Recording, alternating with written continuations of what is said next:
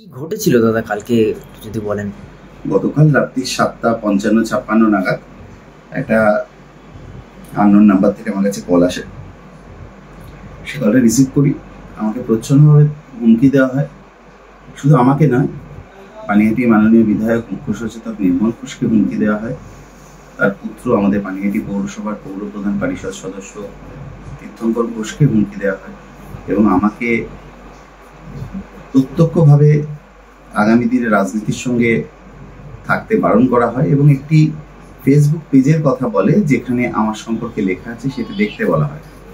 সেই পেজটা যখন আমি দেখি তখন দেখা যায় সেখানে আমার পরিবার তুলেও হুমকি দেওয়া হয়েছে এবং রাজ্যের মাননীয় মুখ্যমন্ত্রী মমতা বন্দ্যোপাধ্যায় সম্পর্কে অশ্রাব্য ভাষা লেখা হয়েছে। তার থেকেও ইন্টারেস্টিং যেটা, এই হুমকিটা সবটা দেওয়া হয়েছে তিলোত্তমাকে কেন্দ্র করে, তার ঘটনাকে নিয়ে, এবং প্রকাশ্যে তারা তিলোত্তমার নাম ব্যবহার করে এই হুমকিটা দেয়। আমি জানি না কারা করেছে, কে বা কারা করেছে। আমি প্রশাসনের দ্বারস্থ হয়েছি, প্রশাসন তদন্ত করছে।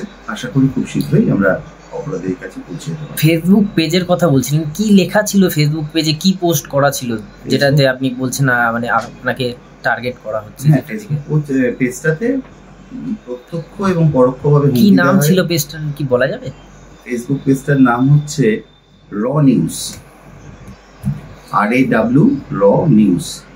এরকম পেজ আমি কখনো দেখিনি। তারা আমাকে ওই পেজটার কথা বলে এবং সেই পেজটা দেখতে বলে এবং বলে দেয় যে সেকেন্ড কন্টেন্টটা আপনার জন্য আছে। সেখানে আমি দেখলাম সম্রাট নাম করে করা হয়েছে, আমার পরিবারকে উদ্দেশ্য করে করা হয়েছে এবং সেক্ষেত্রে প্রকাশ্যে মৃত্যুর সম্ভাবনার কথা লেখা রয়েছে এবং যিনি লিখেছেন তার নিজের সম্পর্কে তিনি 15-20খানা খুন করেছেন, এইসব সম্পর্কিতও লেখা ভূমিকাতে।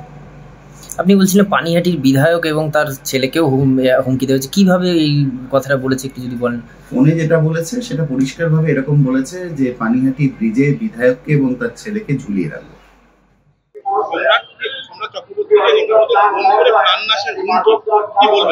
দেখুন, এগুলো সব নাটকবাজি, ওদের নিজেদের গোষ্ঠী কন্দলের জেরেই এগুলো হচ্ছে।